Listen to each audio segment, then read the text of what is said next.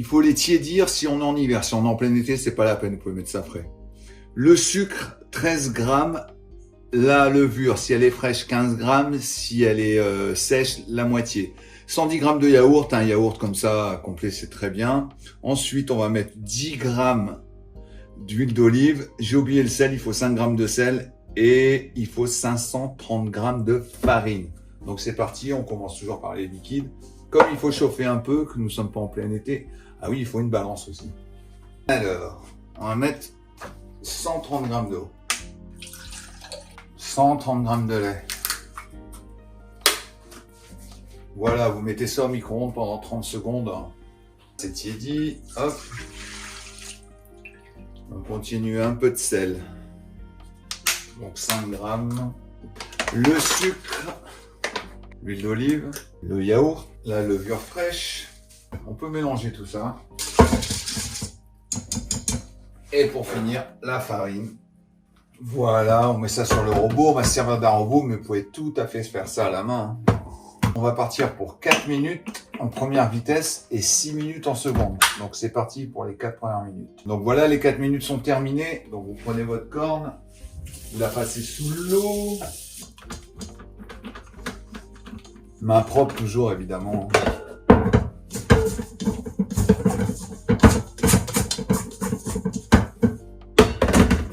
Bon, ça commence à venir hein, doucement. Donc maintenant, on va partir pour 6 minutes en seconde. Voilà, les 6 minutes sont terminées. Donc on va bien se mouiller les mains d'abord. Donc ensuite, il nous faudra un récipient. Celui-là, il fait 11 sur 23 sur 10 de haut, du cellophane et de la matière grasse. Donc la matière grasse, si vous avez des bombes à graisse, c'est très bien. Sinon, vous prenez de l'huile, hein, l'huile arachide, tournesol dans un vaporisateur, ça marche très bien aussi. Voilà. Et ensuite, vous prenez votre corne, vous la mouillez un peu. Normalement, la pâte, elle doit venir tout seul. Hop, voilà, on la pose dedans.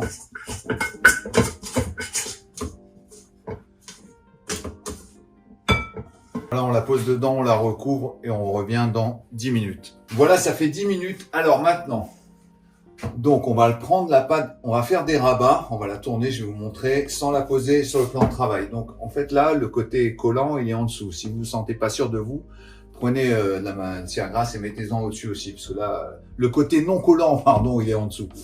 Là, c'est le côté collant. Donc si vous ne sentez pas, vous en mettez. Sinon, parce qu'on va travailler seulement en touchant par-dessous.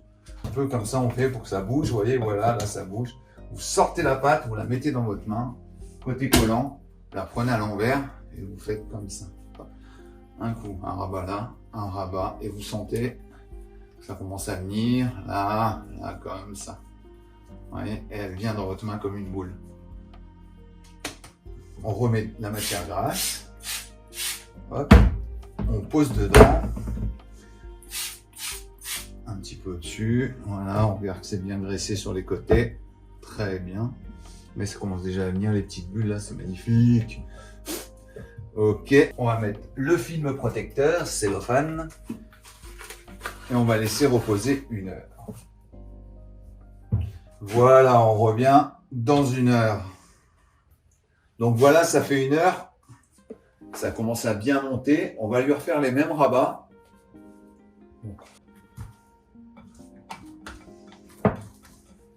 Hop, prenez dans les mains.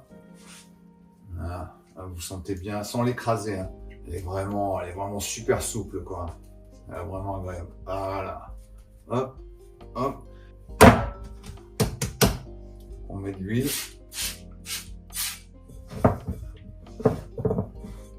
Comme ça.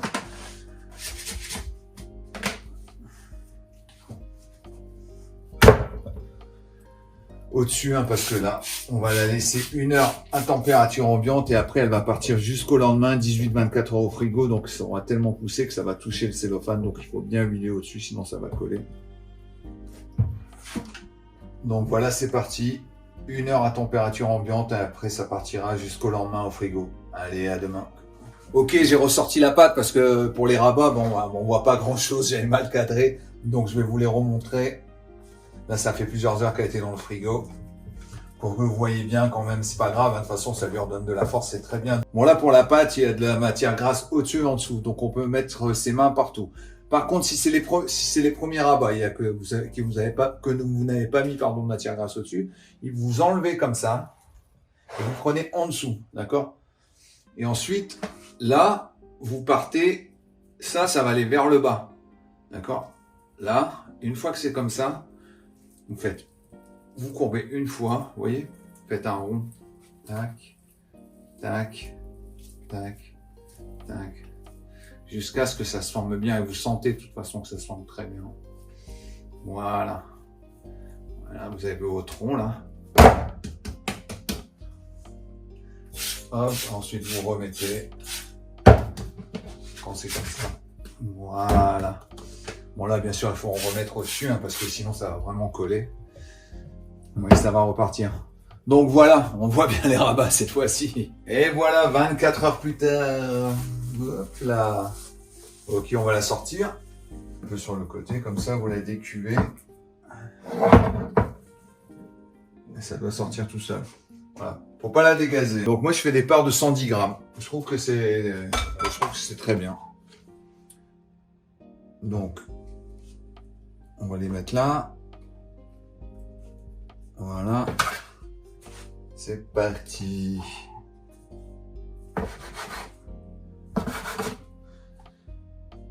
« 125.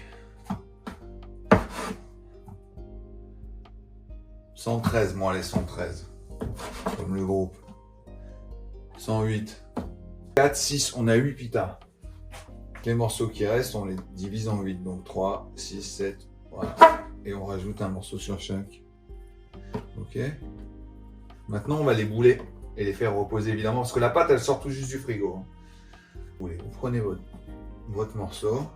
Donc là, de toute façon, bon, vous mettez la chute vers l'intérieur. De toute façon, c'est huilé de chaque côté. Il n'y a pas besoin de fariner, bien au contraire. Vous faites comme une petite boule, comme ça, juste comme ça. Et après, vous la posez sur la table et ça boule tout seul. Ouais. En fait, c'est ici que ça se passe. Vous tournez comme ça avec votre main et vous serrez de plus en plus. Bon. Voilà. Ça tourne entre eux. Là, doucement.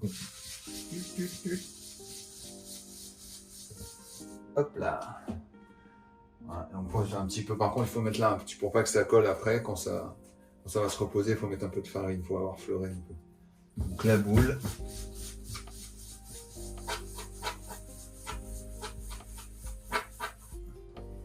Voilà.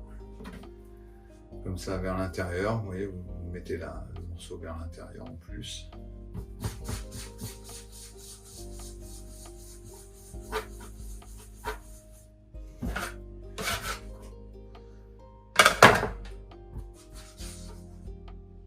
Tac.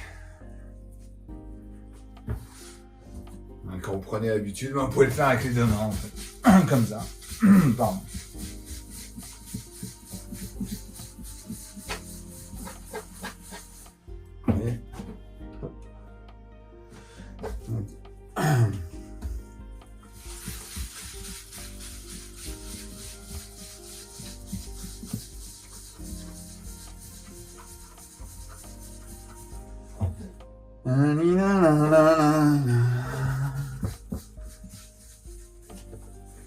Comme la pâte, elle sort du frigo, et franchement, elle se fait toute seule. Elle n'est pas encore détendue, donc pour bouler, ça va vraiment tout seul, quoi. Donc à partir de là, maintenant, on va laisser la pâte reposer. Il faut couvrir. Soit vous mettez un linge ou enfin bref, il faut que ce soit couvert. Vous vous débrouillez, il faut que ce soit couvert. On va laisser 45 minutes. Allez, à tout à l'heure. Voilà, ça fait 45 minutes. Bon, moi j'ai protégé avec ça. Vous voyez, ça a bien reposé, ça commence à bien tirer.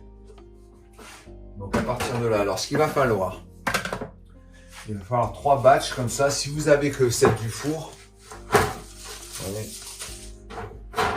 il y en aura, comme il y en a 8, 3 et 2 quoi.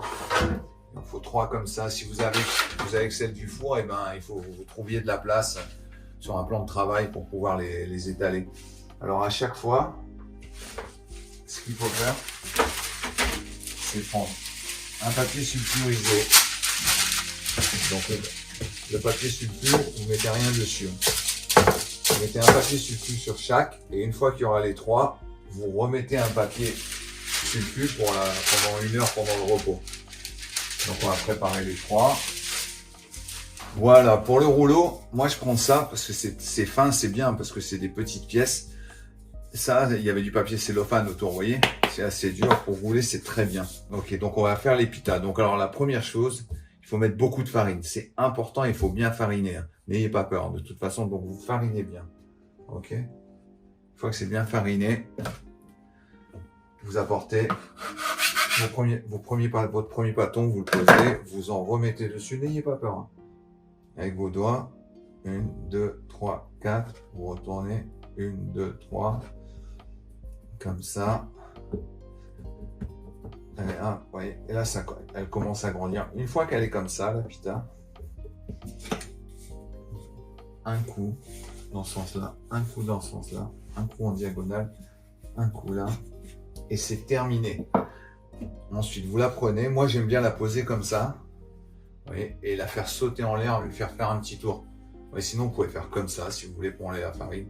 Moi, j'aime bien la poser. Pardon. Voilà, la poser comme ça. Hop, la faire tourner en l'air. Je ne sais pas si on voit bien la caméra. Vous faites tourner sur la paume de votre main quelques 3-4 fois et là, toute la farine s'en va. Ensuite, on la pose sur la vache pour le repos. Alors, je vais vous montrer quelque chose tout de suite. On verra ensuite pour le repos, mais déjà, quand vous passez le rouleau, ce qui est important, c'est que vous appuyez pas sur les bords. Si les bords sont pincés déjà, là, si les bords sont pincés, vous allez appuyer trop fort. Ce qui va se passer, c'est que pendant le repos, comme c'est pincé, ça va pas monter. Et fatalement, quand ça va cuire, ça montera pas. Ou alors, si c'est pincé que là, ça fera un petit plat. Après, ça fera une bosse, ça fera un plat. Ce qu'il faut, une fois que le repos est terminé, c'est que tous les bords, vous les vérifiez. Et s'ils sont pincés, vous voyez que ça, après le repos, enfin, ça montera pas. Donc, il faut aller doucement avec le rouleau. C'est ça qui est important. Il faut aller doucement. Donc, on remet un peu de farine. Tac. Voilà. Donc, toujours pareil, on commence avec les doigts. Les 2 doigts, ça suffit. Comme ça, on retourne. Comme pour une pizza. Hein. Et à partir de là, quand elle est à peu près comme ça, prenez votre rouleau. Vous y allez, mais si vous voulez, il faut que ce soit uniforme. Il ne faut pas y aller, puis à la fin, appuyer fort. Si vous faites ça, c'est foutu. Les pitas ne monteront pas. Donc, il faut être assez souple avec le rouleau. Là, une diagonale, une autre diagonale. Là, vous pouvez y aller plusieurs fois, mais là, c'est souple. Pas trop appuyer fort. Une fois que c'est là, vous la mettez sur le haut de votre main et vous la faites tourner un peu en l'air. Sinon, vous faites comme ça.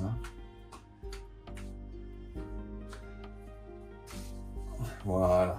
Après, vous la posez. Et ainsi de suite. Ça continue. Et surtout, mettre beaucoup de farine, c'est important. Il faut vraiment mettre beaucoup de farine. Hop. Et hop, là, vous voyez, là, ce que j'ai fait, c'est pas terrible, quoi. Mais bon, on verra. Donc voilà, les pitas ont été façonnées, elles sont recouvertes. On va revenir dans 1 heure. Ok, ça fait 1 heure. Donc le four est préchauffé, 250 degrés, chaleur tournante, sol et voûte, donc bas et haut, si vous pouvez, hein, sinon vous faites comme vous pouvez. Et la cuisson, ça sera 8 minutes. Au bout de 8 minutes, vous ouvrez, vous regardez. Si la coloration vous plaît, c'est bon. Si vous voulez un peu plus coloré, vous attendez 1 minute, voire 2 minutes. Donc entre 8 et 10 minutes. Bon, avant d'enfourner, on va vérifier ce que je vous ai expliqué, qui est à mon sens le plus important, les pincements. Donc là, ça fait 1 heure que la pâte a reposé. Donc, vous voyez, c'est quand même un peu gonflé tout autour. Vous voyez, là, c'est pincé. Là, ça ne montera pas. Là, ça ne montera pas, je l'ai pincé. Là, normalement, c'est bon. Là, c'est très bien, très bien. Là, peut-être un peu moins, là. Donc, tout, vous voyez, là, normalement, elle doit monter correctement, peut-être un peu là. Ok, bon, on va l'enfourner tout de suite. Vous mettez à mi-hauteur à peu près, hein, pas trop haut. C'est là. Vous voyez, là, ça va bien monter. Là, ça est encore un peu pincé. Mais je me suis bien manqué quand même. Hein. Là, ça va. Là, c'est un peu pincé. Là, c'est bon. Là, c'est bon. Là, c'est bon. Là, ça devrait aller. Donc, ici, c'est très bien. Ici, c'est pincé. Là, c'est bien pincé. Là, c'est bon. Là, c'est bon. Et là, c'est un peu pincé aussi. Bon, bah, on verra. C'est pas mal pincé. Hein. Je pensais que... Vous voyez, ça, c'est à cause du coup de rouleau qui a été un peu trop, on va dire, agressif de ma part, quoi. Ok, bon, on revient dans 8 minutes. Et donc là, on est à 8 minutes. Allez. Oui, c'est bien. Ah bah, elles sont bien montées toutes les trois. Vous voyez, même avec le pincement, Ça a été. Ok, donc là on est à 8 minutes. Bon, elles sont nickel. On va les faire suer un peu. Et on va revenir dans 8 minutes. Alors, celle-là, très bien.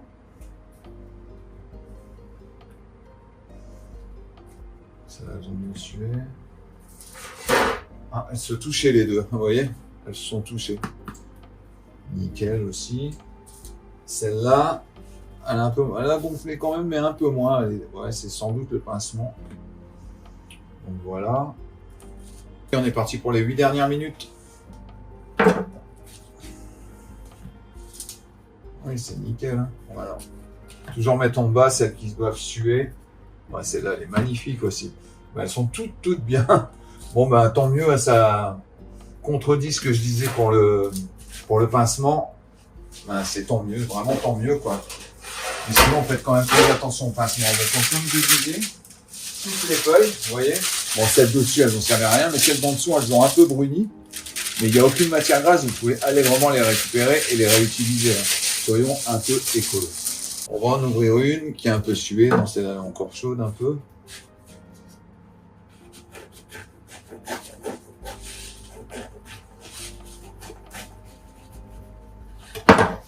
Donc voici, vous voyez à l'intérieur, c'est vraiment tout moelleux, là, c'est vraiment un délice, hein, les pitas. Donc après, vous agrémentez ça comme vous le voulez, et bon appétit. Voilà, en espérant que ça vous ait plu, que ça a été un peu compréhensible. Partagez, likez, vous connaissez la musique par cœur. Portez-vous bien, ciao.